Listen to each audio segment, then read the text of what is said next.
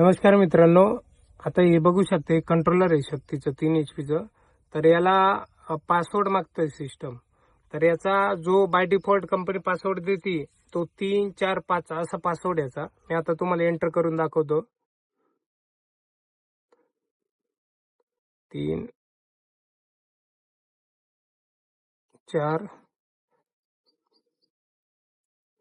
5 आता एंटर केलं तर हा कंट्रोलर ओपन होतोय।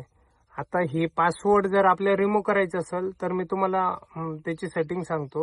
आता 3 नंबरला आपल्याला ऑप्शन येतंय कॉन्फिगरेशन, तर डाऊन ॲरो प्रेस करून कॉन्फिगरेशन वरती एंटर करायचंय। त्याच्यानंतर पुन्हा डाऊन ॲरो एंटर करायचा आहे। 6 नंबरला डिस्प्ले ऑप्शन येतंय, त्याच्यावरती एंटर बटन प्रेस केलं, सगळ्यात लास्टला आपल्याला ऑप्शन दिसतंय डिस्प्ले लॉकचं, त्याच्यावरती एंटर करायचंय। त्याच्यावरती एंटर केल्याच्या नंतर आता इथं ऑप्शन आहे एनेबल लॉक, त्याच्या येस वरती क्लिक आहे। 2 नंबरचा ऑप्शन आहे नो आणि 3 नंबरचा ऑप्शन चेंज पासवर्ड। तर आपण इथून या सिस्टमचा पासवर्ड पण चेंज करू शकता। आणि आता जर पासवर्ड रिमूव्ह करायचा असेल आपल्याला तर डाऊन ॲरो प्रेस करून आपण याचा पासवर्ड चेंज करू शकतो। आता याच्यावरती मी एंटर केलंय। आता हे कंट्रोलर बार बार आपल्याला पासवर्ड नाही घेणार। ओके, धन्यवाद।